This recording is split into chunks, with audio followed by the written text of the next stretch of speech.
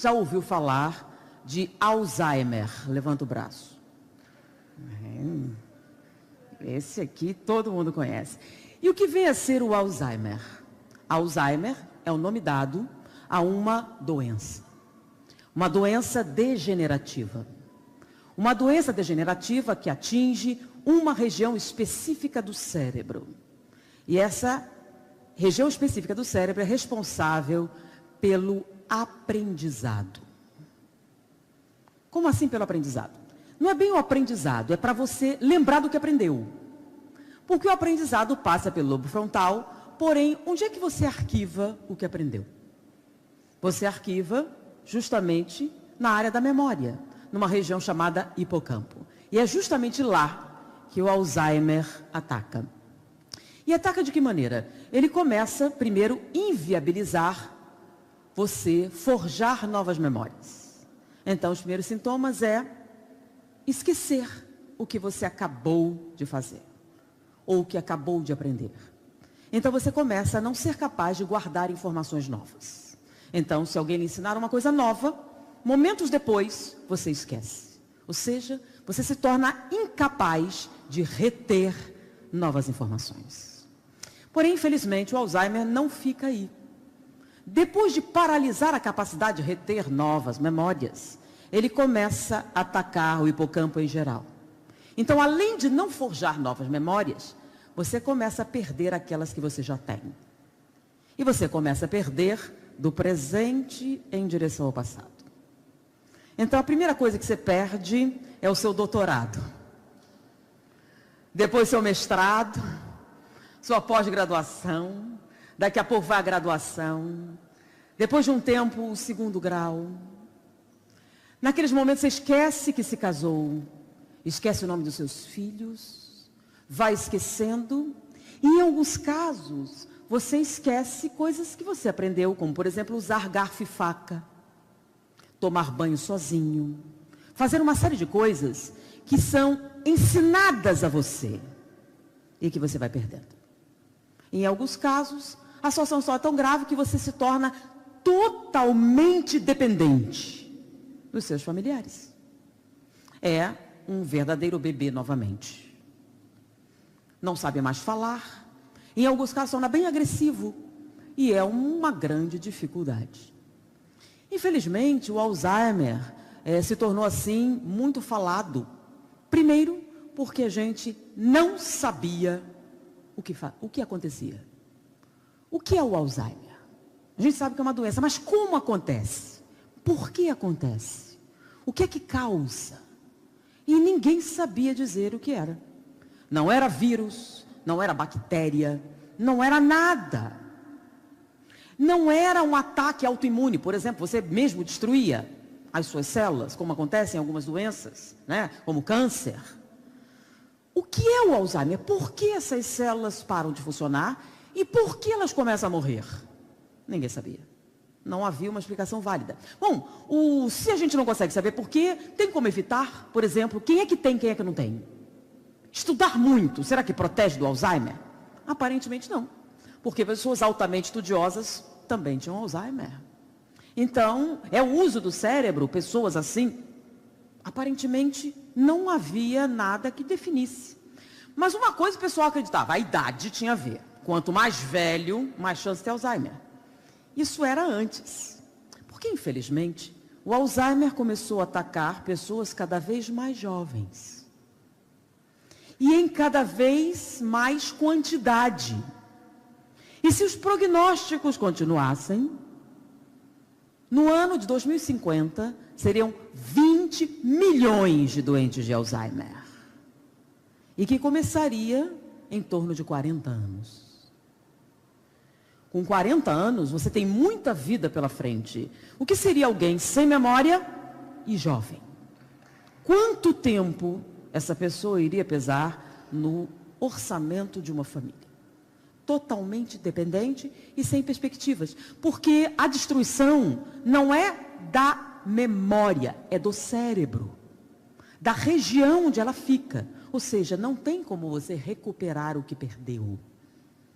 Você não perdeu a memória, você perdeu o tecido cerebral onde essa memória fica armazenada. Então você tem uma série de buracos naquela região, ou uma atrofia progressiva. Por que isso está acontecendo? Qual a causa? Por quê? E aí, os estudos se multiplicando, porque o prognóstico não é algo fácil. E essa doença, além de ser uma doença incapacitante, ela também é extremamente dolorosa, principalmente para aqueles que tornam responsáveis por um doente assim. Porque é extremamente doloroso a pessoa que você ama não lembrar o seu nome, não lembrar quem é você.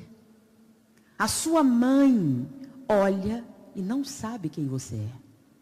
O seu marido não lembra do que viveram juntos. Sua esposa não faz ideia de onde você surgiu. Então, alguns parentes doentes de Alzheimer sentem tanta dificuldade em lidar com essa dor, que é muito comum que eles sejam abandonados, não por falta de amor, por incapacidade total de lidar com isso. É como se fosse uma traição. Como ele pode não se lembrar de mim? Como ele pode esquecer do que vivemos juntos? Então, é uma doença que, em vista dessa quantidade de dor associada, se tornou assim uma fonte muito intensa de pesquisas. Porque ninguém quer ter Alzheimer. E ninguém quer que o seu amor tenha Alzheimer. Então, uma quantidade enorme de pesquisas estão sendo feitas para tentar descobrir como, por quê e, o mais importante de tudo, como evitar o Alzheimer. Bom, até o presente momento, até muito pouco tempo atrás, era um grande mistério. Mas eu começo a dizer para vocês que uma luz se acendeu no fim do túnel. E o mais interessante, para vocês que eu ouvi comentarem tanto, a situação do Brasil, quem descobriu foram brasileiros. Então, brasileiros parecem ter descoberto a raiz do Alzheimer. E descobrindo a raiz do Alzheimer, tem também uma grande probabilidade de reversão em termos. É claro que eles estão reclamando da ausência de investimentos. Foi lá no Rio de Janeiro, isso é bacana, né? Mas o que exatamente causa o Alzheimer? A primeira coisa que eles descobriram, e não foi por causa diretamente dessa pesquisa, mas um outro trabalho anterior, o cérebro, por mais que a gente tenha avançado muito, ainda era um grande mistério. E o principal problema é que o tecido cerebral, ele é formado de células altamente especializadas. Tão altamente especializadas que o que define a morte do ser humano não é o coração parar de bater. Seu coração pode parar de bater e você não morrer. O que define hoje a morte é o quê? A morte cerebral. Então você só realmente morre quando seu cérebro deixa de funcionar, mesmo que seu coração continue batendo. Para vocês verem o nível de importância. E essas células são tão altamente especializadas que somente o córtex, então, são 86 bilhões de neurônios. O córtex, só o córtex tem 16 bilhões. E elas são tão especiais que esses 16 bilhões consomem 1/4 de todas as calorias do seu corpo. Então, nós temos menos de 10% da massa corporal, consome 1/4 de tudo que você consome, toda a energia do corpo. Então, se você é um homem de 70 quilos, numa dieta de 2.000 calorias, 500 calorias são somente para alimentar o córtex. Ou seja, sem nenhum serviço físico, você, só do seu cérebro funcionar, está consumindo 500 calorias. Então, estamos falando de uma quantidade inenarrável de energia. E isso é um problema, é um grande problema, pelo seguinte, eu agora vou falar um pouquinho de biologia. Aí assim já vem, não é uma conferência espírita? É. E para que serve falar de biologia? Eu vou falar de biologia porque essa biologia faz parte do currículo escolar de hoje. São aquelas aulas que você matou porque não sabia para que servia. servem para entender o espiritismo. É como a célula funciona. O ser humano, não só o ser humano, todas as coisas, quando produzem algum trabalho, esse trabalho vem da queima de energia. Então, nada acontece sem gasto de energia. Já deve ter ouvido falar da lei da conservação, né? Então, tudo se transforma, nada se cria. Então, todo trabalho que você vê está consumindo energia de algum lugar. Nós também. Todo trabalho que nós realizamos, e nós realizamos mediante o consumo de energia. De onde vem a energia que move o ser humano? Tem gente que vai fazer o Enem, viu? Isso cai na prova. O ser humano é movido a quê? Ou vou dar uma colher de chá, tá? Nós somos movidos à energia solar. Sabiam a energia solar? Viu o pessoal, cara de hispano, mas energia solar. Pensa bem, lembram que vocês aprenderam na escola sobre a fotossíntese? Então a plantinha pega a energia da luz do sol, produz, né, pela fotossíntese, aquelas moléculas energéticas. A vaquinha vai comer a plantinha, você come a vaquinha e toma energia. Mesmo que indiretamente, você está consumindo energia solar. E essa energia é que permite você realizar todos os trabalhos do corpo. Isso é que vocês aprenderam na escola. O tempo foi passando e nós descobrimos uma outra coisa também, tá? Mas isso qualquer pessoa que faz churrasco já sabe, né? Quem aqui já fez churrasco? Levanta o braço. Então, para fazer um bom churrasco, você vai usar carvão e vai queimar, certo? Então, além do churrasco, você vai produzir também sujeira. Muita sujeira. E a sujeira é basicamente o quê? Cinzas. Restos da queima do carvão. Agora, aqueles que fazem churrasco sabem que a sujeira de um churrasco para 2 pessoas é diferente de um churrasco para 100 pessoas, não é? Quanta sujeira estamos falando? Muita. Então, quanto mais você queima, mais cinzas você produz. E, literalmente, todas as suas células queimam combustível para viver. E cada vez que você queima combustível, você produz resíduos. Infelizmente, a gente descobriu a causa do envelhecimento. Não sei se vocês sabem. Uma coisa curiosa, imagine que você tem uma senhora de 70 anos. E essa senhora tem um neto de 15 anos. E o seu neto de 15 anos teve um problema renal muito sério e perdeu os 2 rins. E está fazendo hemodiálise. E descobriram que a sua avó é compatível para um transplante de rim. E a sua avó oferece o rim para que esse jovem possa sobreviver. Então, uma mulher de 70 anos doa o rim para um jovem de 15 anos. E a operação é um sucesso. 15 anos depois, eu vou fazer uma pergunta. O rim que está com o jovem tem 20 anos ou tem 75? É uma pergunta interessante, né? O rim originalmente pertencia a uma senhora de 70. Ela doou para o jovem de 15. 5 anos se passaram. Quantos anos tem o rim?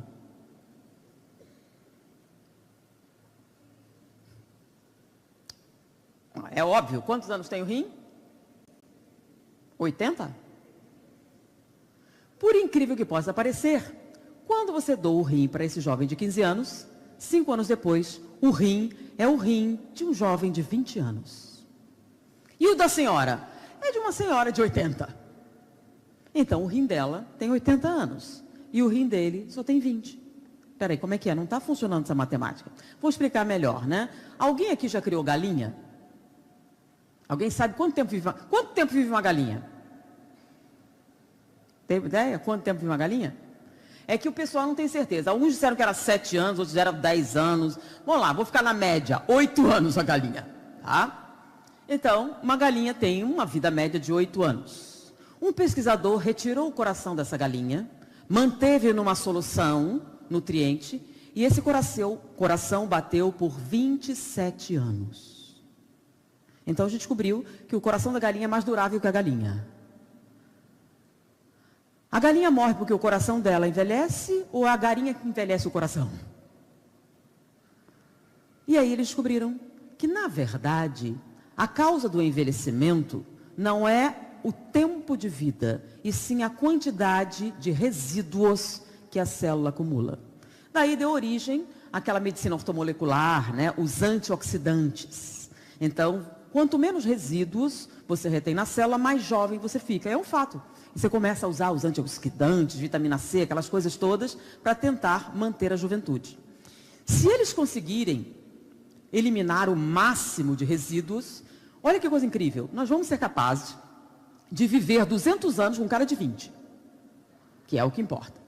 Mas por que só 200? Porque aí é quanto tempo dura o DNA. Então, a gente vai ter no máximo 200 anos, mas 200 anos com um cara de 20, o que é uma coisa muito agradável. Então, o envelhecimento vem da quantidade de resíduos que você acumula. Então, se nós falamos, as células que queimam mais energia são aquelas que envelheceriam mais rapidamente. Não é verdade? Então, diante disso, quais são as células do corpo que mais consomem energia? Os neurônios. Mas aí que é o problema. Neurônio não envelhece. Tudo seu envelhece, menos os neurônios. Como assim não envelhece? As pessoas falam assim, mas espera aí, envelhece sim.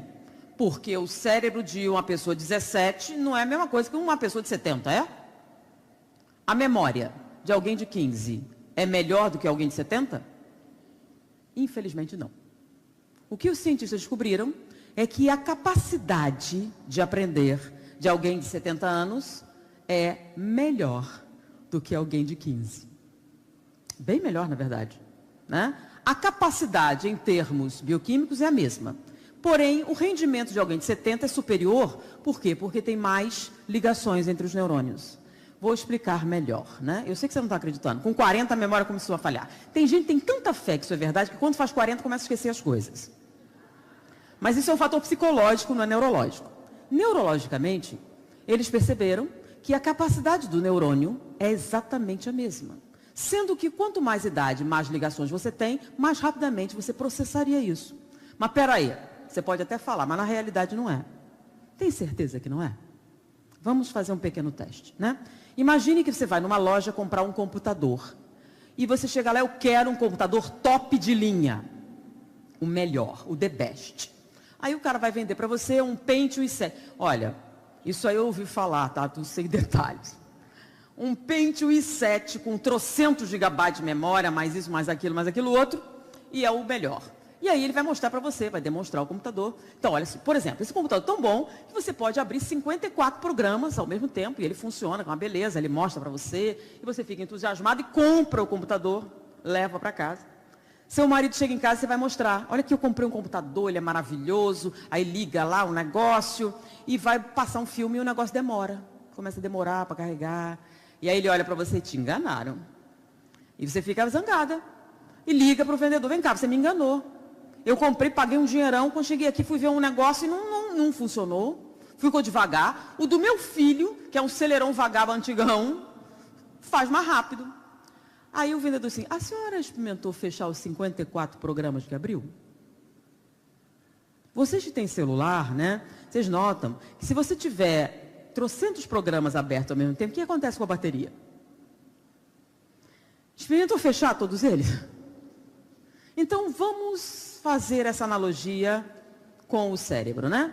Você tem 15 anos de idade e está na aula de matemática para aprender a equação do segundo grau.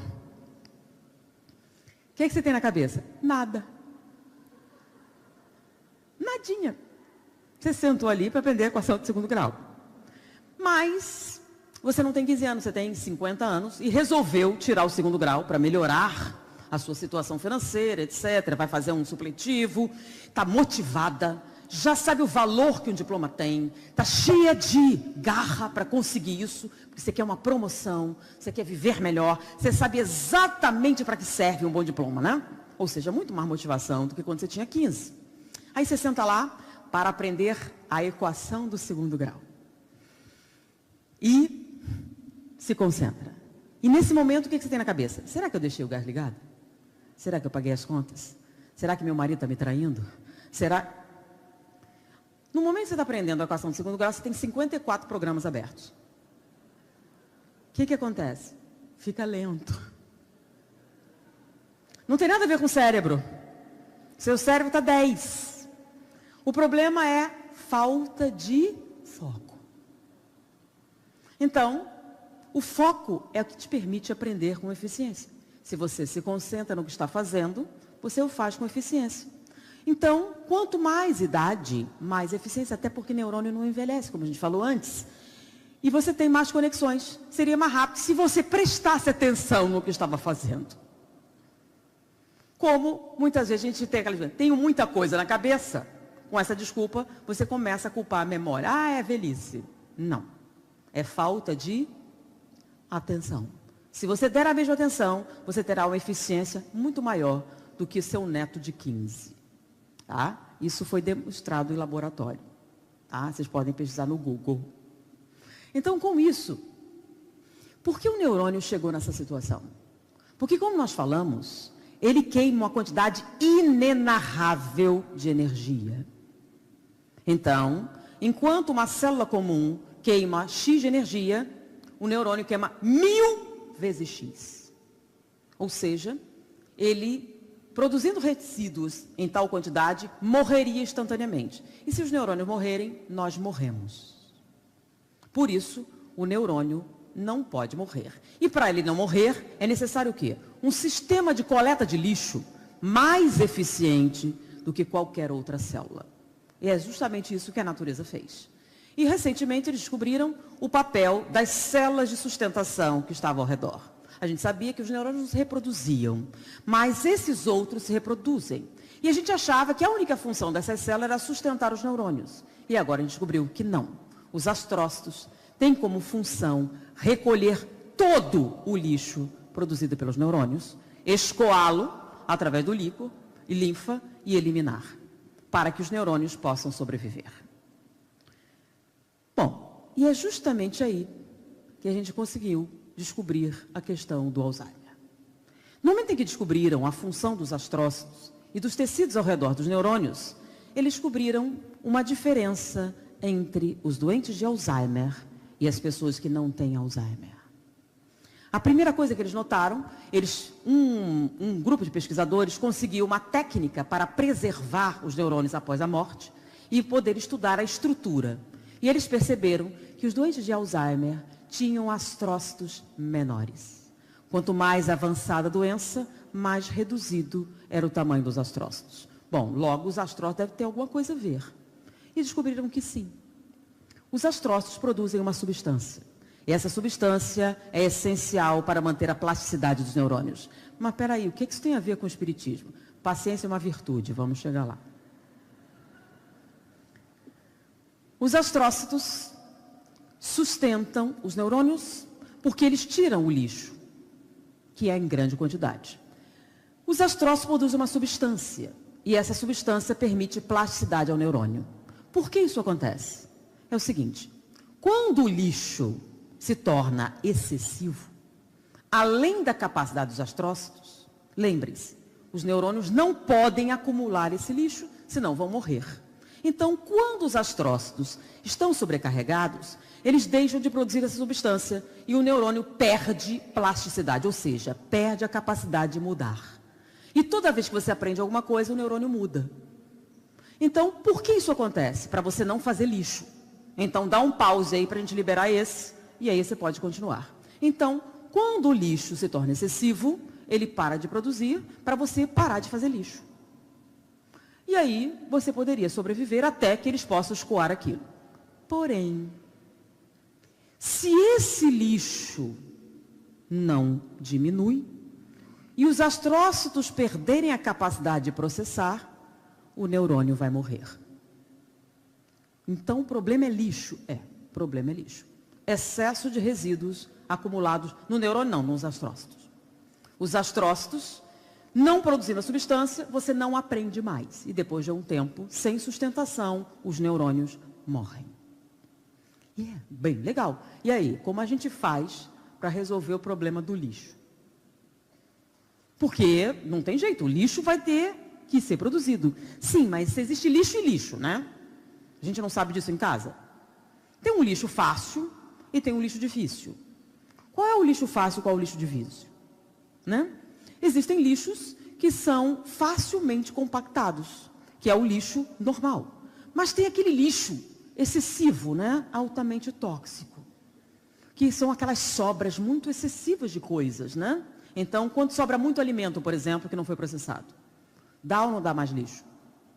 O neurônio funciona da mesma maneira. Os cientistas disseram que o que produz lixo, e eles vão chamar de lixo mental. Então, estudar produz lixo mental? Não. Os neurônios foram processados, foram criados para processar informação dessa maneira. Então, quanto mais próximo do objetivo real do neurônio, menos resíduo você produz. Ou seja, quanto mais eficiente o processo, menos lixo. Então, quando é que você produz mais lixo? E o que tem a ver o lixo ter aumentado? Porque o Alzheimer está aumentando? Então, tem a ver com um lixo a mais. E o que é esse lixo? Então, eles chamaram de lixo mental. O que é o lixo mental? O que causa lixo mental é a pré-ocupação. E você fala assim mesmo, não é de propósito, pré-ocupação. Para separar da ocupação. Tem diferença a pré-ocupação da ocupação? O que é que o pré faz? Então, o professor antes disse que o que o IN fazia. O que o pré faz? Então, o que é uma ocupação? Você está ocupado fazendo algo, tá? O que é estar pré-ocupado? E qual a diferença? Então, por exemplo, você vai dirigir o automóvel, tá? Para dirigir o automóvel, você vai precisar prestar atenção em algumas coisas. Por exemplo, qual pedal você vai apertar? Tem 3. Se você apertar o pedal errado, o que acontece? Dependendo de onde você está, você morre. Não é só os pedais que você vai ter que prestar atenção. Vai ter que prestar atenção no volante, né? Para que lado você vira. Se você esquecer o lado certo, o que acontece? Você morre. Mas além disso, você também tem que prestar atenção se você pode virar ou não. E antes de virar, você tem que olhar o quê? O retrovisor, né? E os espelhos laterais. Se você não olhar e virar, o que acontece? Você morre. Ou seja, é muito importante prestar atenção no que você está fazendo. É claro, se você sabe disso, sabe porque o neurônio sabe. Se o neurônio soubesse, você também não sabia. Tudo o que você sabe, o neurônio sabe primeiro. Então, o neurônio sabe que prestar atenção no que você está fazendo agora é essencial à sua sobrevivência. Logo, ele faz o quê? Trabalha nisso. E como isso é essencial à sua sobrevivência, ele dá toda a atenção devida a esse processo essencial. Ou seja, é um processo que produz o mínimo de lixo. Você está ocupado mantendo sua integridade física. Mas ao mesmo tempo que você está dirigindo, no meio de um trânsito bastante difícil, como estava o de ontem, você pensa que um meteoro pode cair sobre a Terra. E a vida inteira pode se acabar em alguns instantes. Isso pode acontecer? Seria terrível, não seria, se toda a vida se acabasse em um instante? É uma pré-ocupação. Por quê? Você pode evitar que isso aconteça? Não. Você pode se preparar para o meteoro? Não. Tem algo que você possa fazer? Não. Qual o nome disso? Lixo mental. Espera aí, não entendi bem. É o seguinte, ocupação é tudo que você está realmente fazendo. E o que é uma pré-ocupação? É quando você ocupa o cérebro com algo absolutamente inútil. Como, por exemplo, a minha vizinha está no 3º casamento. 4 filhos! Você viu o negócio? Olha que absurdo. Como pode uma mulher casar tanta vez com esse mundo de filhos? Eu pergunto, o que você tem a ver com isso? O que você pode fazer para evitar que ela se case novamente? Você vai educar os filhos dela? Não. Qual o nome disso? Lixo mental. Porque olha só, se você pensar na sua vida, né? Você está satisfeito com as coisas como estão? Não, estou muito preocupada com a minha saúde. É mesmo? Por que você não se ocupa da sua saúde? Por exemplo, faz alguma coisa, exercícios. Por que você não vai ao médico para resolver seu problema? Por que você não faz... Eu estou muito preocupada com o meu casamento. Ok, por que você não se ocupa do seu casamento? Vamos lá, qual é o problema que ele tem? Não, mas, sim, mas preocupação é o quê? É pensar em algo que você não está fazendo, nem vai fazer. E muitas vezes, será que ele está me traindo? Será? Lembra os 54 programas? Será que isso faz? Será que... Por que você não contrata logo um detetive e fica sabendo? Há mais. Eu fico muito pré. E você está ocupado em que exatamente? Não, mas não é tudo assim como você está falando. Tem, por exemplo, as crianças da Bósnia. Eu recebi um vídeo sobre as crianças da Bósnia. Elas estão sofrendo, estão passando fome. Eu fiquei tão sensibilizada com o sofrimento delas que eu mandei o vídeo para várias pessoas. E todos nós sofremos muito com as crianças da Bósnia. E você ficou muito preocupada com o que está acontecendo com elas. E por que você não se ocupa? Por exemplo, faz um abaixo-assinado, recolhe dinheiro e manda para as crianças da Bósnia. Por que você não vai lá e adota uma criança da Bósnia? Por que você não faz... Você fez isso? Não, né? Você só está o quê? Preocupada com as crianças na Bósnia. Você está preocupada com a sua saúde. Você está preocupada com o seu casamento. Você está preocupando o seu cérebro à beça e produzindo uma quantidade inenarrável de lixo mental. E como a gente está se ocupando cada vez menos, porque com tanta preocupação sobra tempo para você se ocupar com a sua própria vida. Porque uma coisa interessante que vou falar para vocês é um pensamento de Santo Agostinho fantástico. Eu repeti, anotei e olhei por ele muito tempo meditando para ver se ele entrava e se fixava. E o pensamento dele é extraordinário.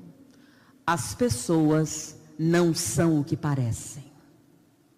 As pessoas não são o que deveriam ser.